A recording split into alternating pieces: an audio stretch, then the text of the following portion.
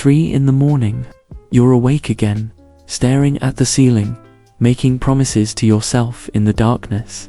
Tomorrow will be different, you whisper, and for a moment, you almost believe it. How many times have you stood at this threshold? After a particularly moving sermon, after a holiday gathering that left you raw, after a conversation that cracked something open inside you, you swear things will change, and they do, for a few days, sometimes just hours.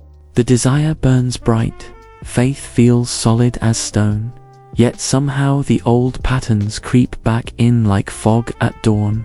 It's not that you don't want it enough, it's that nobody ever taught you how the machinery works beneath the skin. There's a weight to this, isn't there? This exhausting dance between who you are and who you know you could be. You smile at work, deliver what's expected, check all the boxes, but in quiet moments, in the shower, on the commute, in that hollow space after an argument, something inside you looks in the mirror and asks the question that cuts deepest. Why can't I sustain the change I desperately need? Self-transformation isn't about lightning bolts or superhuman willpower. It's more like learning to pick a lock from the inside, understanding that you can't keep living this way anymore and beginning, with trembling but determined hands, to adjust the thoughts that drive you, the emotions that flood you, the habits that hold you, and most crucially, the story you've been telling yourself about who you're allowed to be.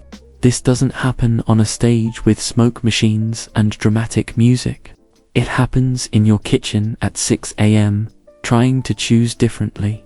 It happens in the bathroom mirror, practicing saying no. It happens in the suffocating silence after someone asks too much of you, and you're learning, slowly, not to automatically say yes. Picture an internal lock, rusted from years of the same combinations. The first time you try to turn the key, that moment of decision, of this time, will be different. It might even rotate a little, but the door stays shut. The hinges groan but don't give way.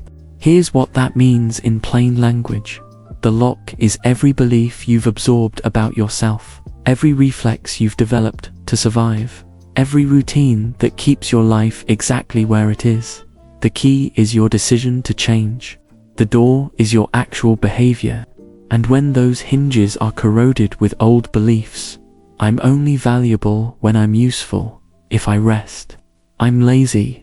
Love means sacrifice. You can turn that key all day long and nothing opens. This isn't about lacking courage. It's about accumulated friction that nobody taught you how to dissolve. How many times have you heard just have faith, or you need to want it more? As if desire alone could rewrite decades of programming. As if faith could bypass the intricate wiring of learned behaviors. You pray, you try, you push yourself to the edge of exhaustion, and still find yourself repeating the same painful story. Here's the truth that stings before it liberates.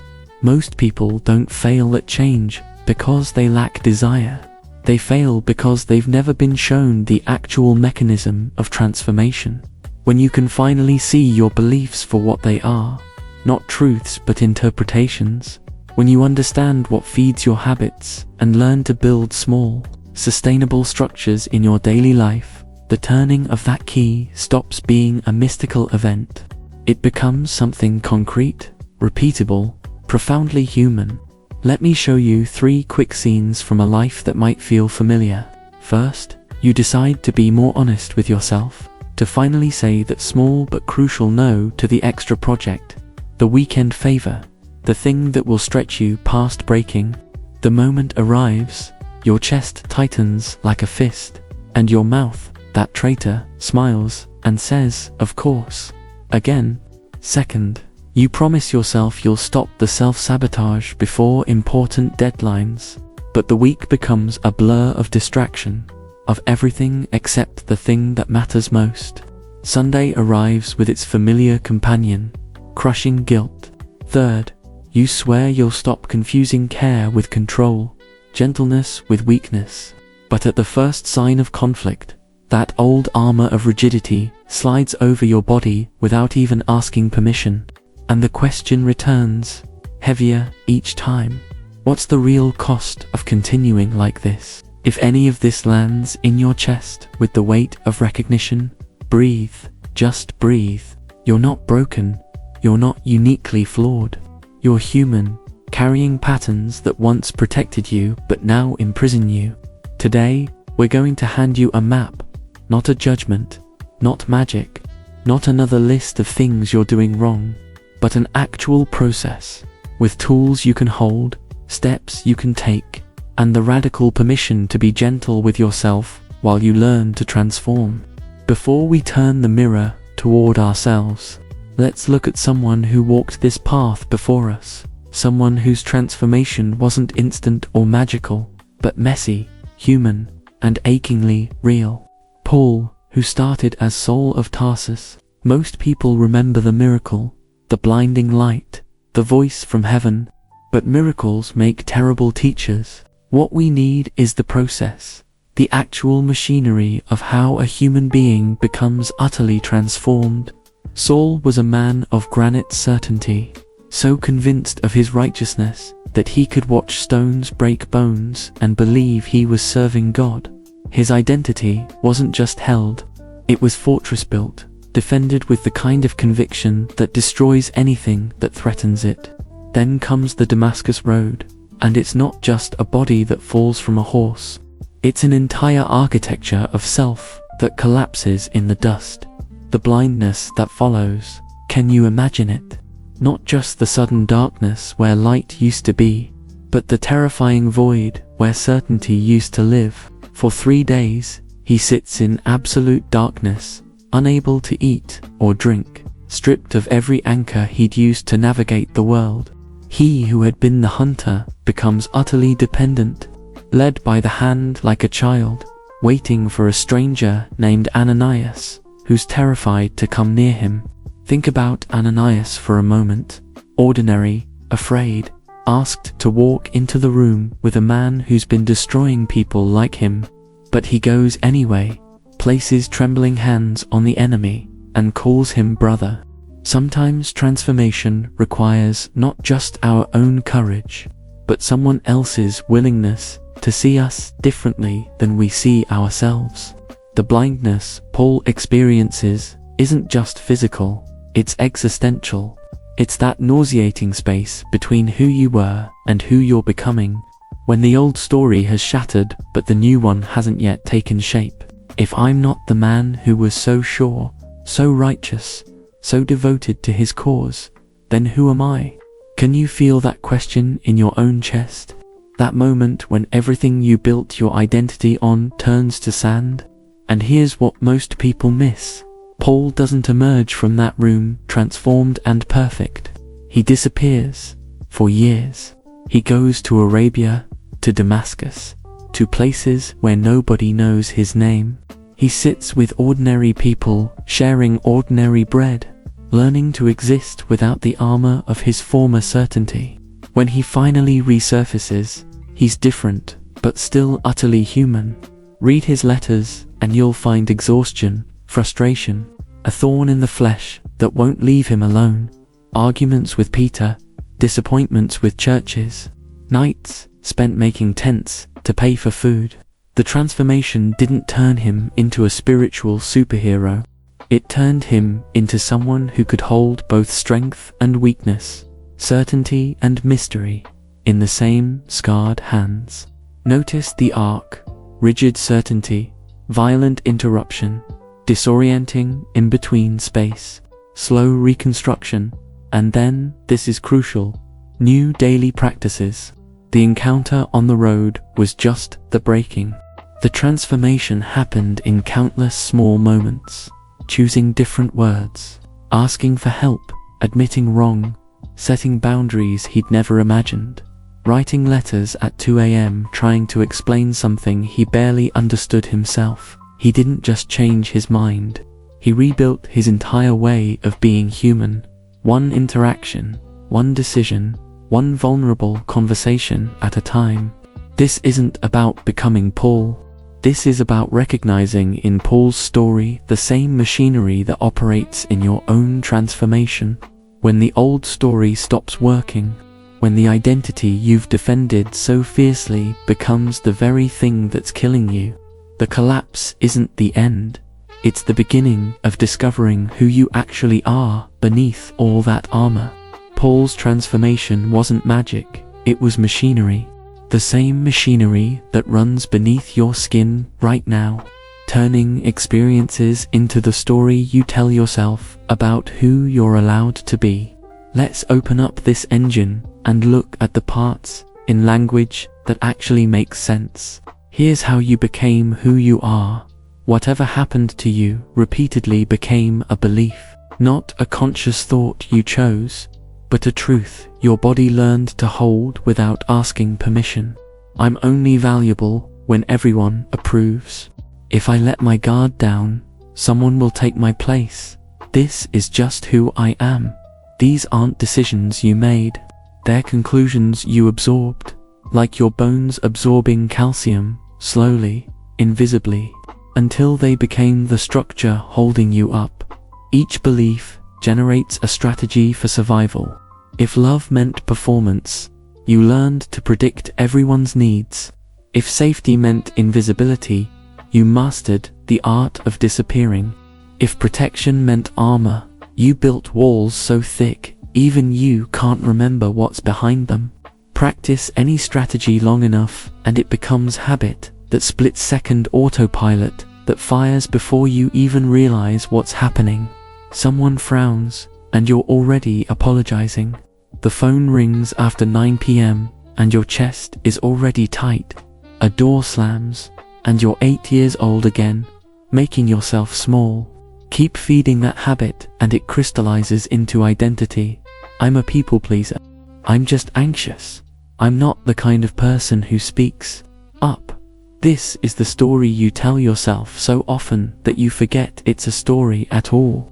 You think it's truth, carved in stone, when really it's just patterns, carved in neural pathways that can actually be rewritten. Paul understood this. After Damascus, he didn't just change his beliefs about God, he had to dismantle an entire sequence. The experience of being chief persecutor had created beliefs about righteousness requiring violence. Those beliefs had spawned strategies of zealous control. Those strategies had hardened into habits of judgment. Those habits had become his identity. Saul, the Pharisee, defender of the faith. Breaking that chain meant examining each link. Experience gives belief, gives strategy, gives habit, gives identity. It meant learning new responses, practicing different reactions, literally rewiring himself through repetition of new patterns. Here are 3 tools that actually work, simple enough to hold in your pocket. First, reframing. When your brain says, "I failed," you ask instead, "What is this attempt teaching me about what needs adjusting?" It's like Paul learning to see his weakness, not as failure, but as the place where grace enters. You're not spinning positive nonsense. You're literally changing the question to get more useful information. Second, if-then planning. If I feel that familiar tightness when someone asks for my time, then I'll say, "Let me check and get back to you." You're preloading your response before the trigger appears. Paul did this constantly. If they persecute you in one city, flee to another. Not improvising under pressure, but having a plan ready. Third, tiny actions aligned with values. You say honesty matters. What 10-minute action proves that today? Maybe it's writing one true sentence in your journal. Maybe it's telling someone you're struggling instead of saying you're fine. Identity doesn't change through better self-criticism. It changes when you repeatedly act in alignment with who you're becoming, even in the smallest ways. The research backs this up. Consistent care in childhood creates an internal map of trust. Without it, the nervous system learns hypervigilance as its default. But here's the hope. You're not broken, you're trained. And anything trained can be retrained, one small, deliberate repetition at a time. There's a paradox that keeps us trapped. And once you see it, you can't unsee it. The very thing that saved you back then might be suffocating you now. Your greatest strength, without boundaries, becomes your most elegant prison. Think about Paul before Damascus. His virtue was devotion, absolute, unwavering commitment to what he believed was holy. That devotion wasn't wrong in itself. It had probably saved him from the meaninglessness that swallowed so many in the Roman Empire. It gave him purpose, identity, belonging. But devotion without boundaries became destruction. The same fire that lit his faith burned everyone who believed differently. The virtue that elevated him became the weapon that haunted him for the rest of his life. Even years later, he'd write about being the worst of sinners, still wrestling with how his greatest strength had become his deepest wound. This is probably happening in your life right now, in ways you haven't let yourself fully see. The obedience that kept you safe as a child, that helped you navigate unpredictable moods, avoid conflict, maintain peace, has morphed into an inability to say no that's eating you alive. You're drowning in commitments you never wanted, suffocating under expectations you never agreed to carry, all because that old survival strategy of compliance is still running the show. Or maybe it's your dedication. Once upon a time, throwing yourself completely into something, school, work, taking care of others, helped you feel valuable, needed, secure. It proved you mattered. But dedication without edges becomes self-abandonment. You've given so much of yourself away that you can't remember what you actually want anymore. You're everyone's anchor while you yourself are drowning. And the saddest part, you think this is what love looks like. Perhaps your gift is truth-telling, clarity, the ability to see things exactly as they are. This probably protected you from disappointment, helped you navigate a world where people said one thing but meant another.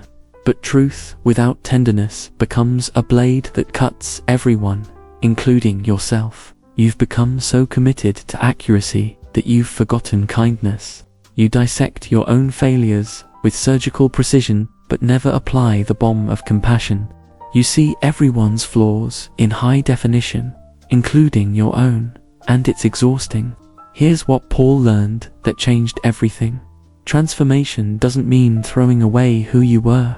It means taking that same energy, that same power, and giving it boundaries and direction. His passion didn't disappear after Damascus. It was redirected.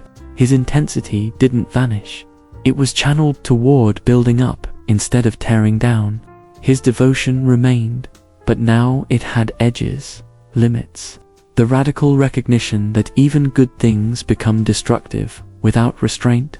The psychologist Carl Jung called this the shadow side of our gifts. Every strength casts a shadow, and the brighter the light, the darker that shadow can be. But here's the liberation hidden in this truth. You don't need to destroy your gifts. You need to learn where they end and you begin. You need to give them purpose beyond survival, direction beyond defense. Your sensitivity doesn't need to die. It needs boundaries so it can be a gift instead of a burden. Your dedication doesn't need to disappear. It needs to include dedication to yourself. Your truth-telling doesn't need to stop. It needs to be married to mercy. The same intensity that once protected you can still serve you, but now consciously, deliberately, with wisdom about when to engage it and when to let it rest. This is the real work of transformation, not becoming someone else, but becoming a wiser version of who you already are. But how does this actually feel in your body, in the mundane moments where transformation either happens or doesn't? Let me paint you the picture you're probably living right now. Someone asks for something you don't have to give. The moment before you answer, your chest contracts like a fist. Your mouth goes dry as sand. Your mind starts its familiar song. It's not that big a deal. Just say yes. Keep the peace. While somewhere deeper, your heart is screaming, I can't do this anymore. But your mouth, that practiced betrayer, has already smiled. and said sure, no problem. Again, there's that knot that forms in your throat before difficult conversations. Like your body is literally trying to stop words that need to be said. You make promises to yourself at 3 a.m. when the world is quiet and change feels possible. But by Wednesday afternoon, they've dissolved like sugar in rain. Your prayers have become lists of failures, catalogues of ways you've fallen short, instead of conversations with the divine. Your shoulders carry invisible weight that no massage can release. Your stomach churns for reasons blood tests can't detect. Exhaustion arrives without explanation, like a fog that won't lift no matter how much you sleep.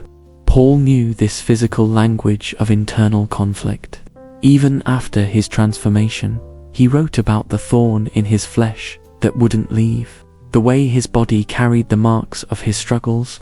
I do not do what I want, but I do the very thing I hate, he confessed. Can you hear your own experience in those words? The way your body rebels against what your mind has decided? He understood that transformation isn't just theological or psychological, it lives in the gut, the chest, the tension between your shoulder blades. You agree to things that hollow you out, telling yourself, I'll deal with this later, but later never comes. It just accumulates, like debt with compound interest, until you're so far underwater you can't remember what breathing freely felt like. Your body keeps the score of every yes that should have been a no, every truth you swallowed instead of spoke, every boundary you didn't set. But here's the shift. These sensations aren't defining you, they're informing you. They're not character flaws, they're smoke alarms, telling you something's burning. Your body learned equations you never consciously chose. Peace equals your silence. Love equals your disappearance. Safety equals controlling everything until your hands cramp from holding so tight. Your nervous system is still running software written when you were 7 or 15, or during that relationship that changed how you understand love. The body that learned conflict means danger is the same body that can learn disagreement can be safe. The throat that closes around difficult words can learn to open. The chest that tightens at the thought of disappointing someone can learn to expand with the relief of honoring yourself. Paul's body, which once breathed easier, persecuting others, had to learn to breathe through being persecuted. The same nervous system, rewired through practice. 3 questions to illuminate without wounding yourself. Where did you say I'm fine while your body screamed otherwise? In which relationship have you been calling your silence peace when really it's surrender? What request have you been postponing because asking for help feels like admitting you're not enough? If any of these questions land like arrows, don't pull them out too quickly. Let them show you where the tender places are. These aren't accusations, they're invitations. Your body has been trying to tell you something. Maybe it's time to listen. So your body has been telling you the truth, and now you're ready to listen.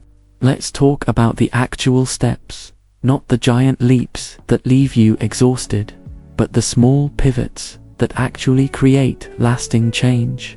No miracle formulas, no overwhelming lists, just one human walking alongside another, sharing what actually works. Start here, today, with something almost embarrassingly small. Name one pattern in writing. 3 to 5 sentences, nothing fancy. I tend to take on extra projects when I'm afraid someone will think I'm not committed enough. That's it. Because until something has a name, you can't navigate it. You're like Paul, blind on the Damascus road, needing to name what's happening before he could see again. Writing it down cuts through the mental static and puts you back in the driver's seat. Before this day ends, create one specific if-then plan.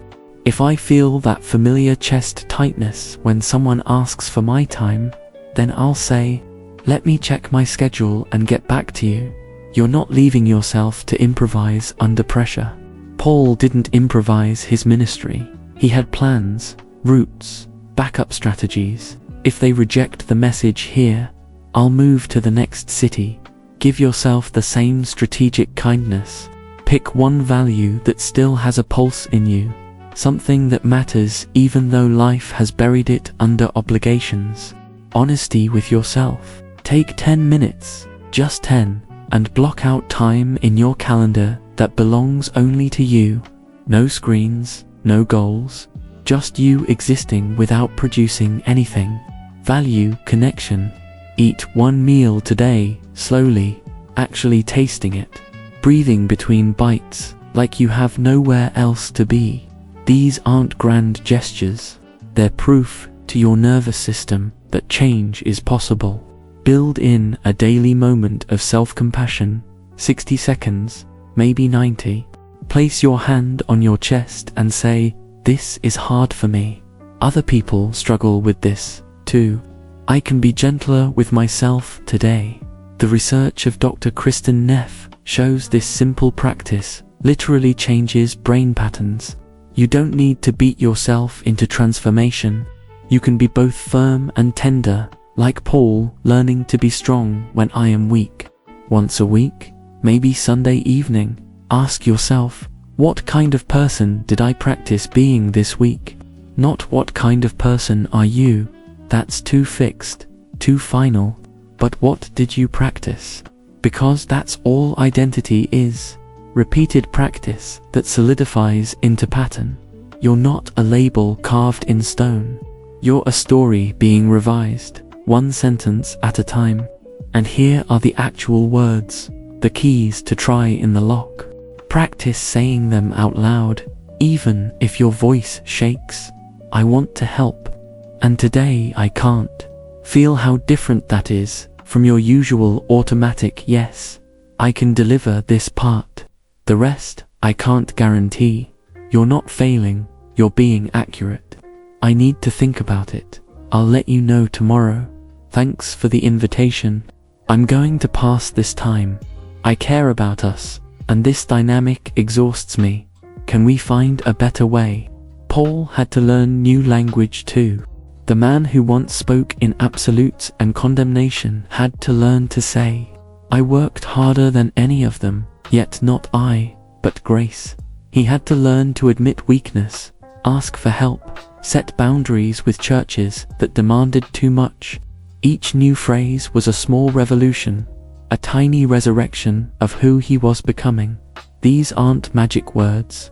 Their practice runs for the person you're becoming, one conversation at a time. Let's return to Paul one more time, not as a saint on a pedestal, but as a mirror reflecting your own messy, beautiful process of becoming. After all the dramatic theology is stripped away, what remains is startlingly human. A man who moved from rigid certainty to a life that could hold grace and exhaustion in the same breath, strength and desperate weakness in the same body. His Damascus moment, that shattering clarity, wasn't the end of his story. It was just the beginning of years of slow, sometimes painful reconfiguration. Read his letters carefully and you'll find something remarkable. He writes about being so exhausted he despaired of life itself. He admits to anxiety about his churches, real anxiety that kept him up at night. He speaks of a thorn in the flesh that wouldn't leave no matter how much he prayed. Something so persistent and human that scholars still debate what it was: illness, depression, a relationship that wouldn't heal, chronic pain that made every journey agony. This is what real transformation gave him, not perfection, but the ability to be honest about his imperfection. When I am weak, then I am strong, he wrote. And those weren't pretty words for a needlepoint pillow. They were the hard-won truth of someone who'd learned that strength and weakness aren't opposites, they're dance partners, each making the other possible. Look at how he rebuilt his life, piece by ordinary piece. New routines, tent making during the day to pay for bread, teaching in the evenings, writing letters by lamplight when insomnia won. New relationships, not the old colleagues who understood his former certainty, but complicated people like Timothy, who was young and anxious. Barnabas, who he fought with and later reconciled. Luke, who stayed when others left. New direction, not destroying but building, not enforcing but inviting, not demanding perfection but extending grace. He was still learning to receive himself. His letters aren't performances of spiritual superiority. They're conversations, messy, sometimes contradictory, achingly real. He asks for forgiveness. He admits he was wrong. He pleads with communities to get along. Not from some throne of authority, but from the frustrated love of someone who cares too much to pretend everything's fine. He reminds them, and maybe himself, that power is perfected in weakness, that grace is sufficient even when nothing feels sufficient at all. Your Damascus road probably won't involve literal blindness or voices from heaven. It might be quieter, more private, the moment you hear yourself say something and realize you don't believe it anymore. The exhaustion that finally becomes unbearable. The boundary you set that changes everything. The relationship that ends. The truth you finally tell. The yes you take back. The pattern you name out loud for the first time. And like Paul, your transformation won't make you perfect. It will make you honest. It will teach you that grace isn't just a concept, but a daily practice of receiving what you haven't earned, including your own compassion. It will show you that structure and spontaneity, discipline and gentleness, strength and vulnerability, all belong in the same life, your life. The door to your new life doesn't open because you found a magic key or pushed harder than before. It opens because you show up every day with oil for those rusty hinges, working them back and forth with patient persistence. Paul called this working out your salvation, and notice the verb, working, not achieving, process, not perfection, one letter, one conversation, one honest moment at a time. Here we are, at the threshold of something new, not at an ending, but at a beginning, disguised as a conclusion. Let's return to where we started, to that 3 a.m. moment when you're awake again, making promises in the dark. But this time, you're holding something different, not another empty vow, but actual tools, real understanding, a map of the territory inside you. You don't need to become someone else overnight. You don't need to wake up tomorrow transformed like Paul after Damascus, suddenly speaking in tongues of perfect self-awareness. Today, just today, you can shift the direction of your story by 1 degree. That's all.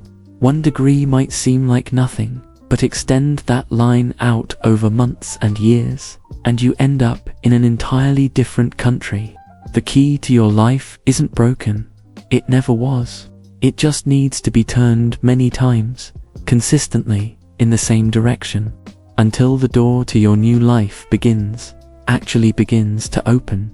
Not dramatically, not all at once, but with the quiet certainty of morning arriving, slowly, then suddenly, then completely. Let me tell you again what I told you in that pre-dawn darkness. Most people don't fail at change because they lack desire. They fail because nobody ever showed them the mechanism.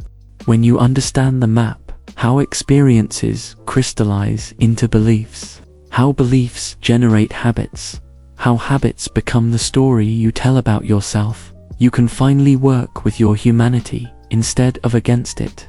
You leave behind the myth of the lightning bolt transformation and enter the truth of process.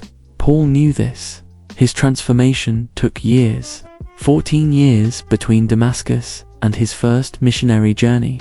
14 years of small turns of the key, daily choices, moment-by-moment decisions to be different than he was yesterday.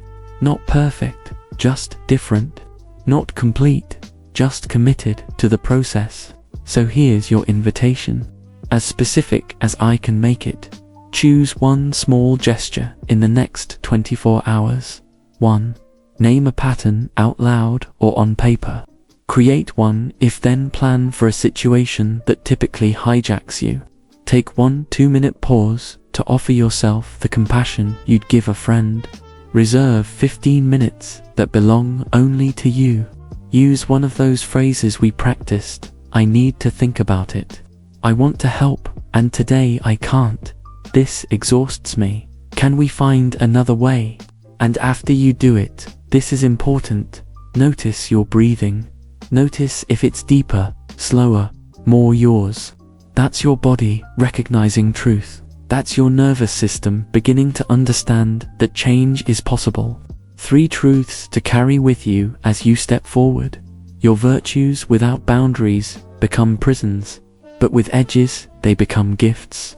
You are not a fixed entity, but a story being constantly rewritten, and you hold the pen. And finally, perhaps most importantly, this isn't about willpower. It's about process.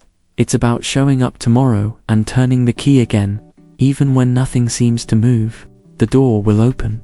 Not because you're special or chosen or different from everyone else struggling at 3 a.m., but because that's what doors do when you keep turning the key in the same direction, day after day, with patience and persistence, and the radical kindness of believing you're worth the effort.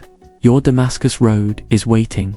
It might be as quiet as saying no, as simple as taking a breath, as ordinary as choosing differently just once, just today, just this moment. The machinery of transformation is already within you, waiting. Now you know how it works. The only question left is this: will you begin?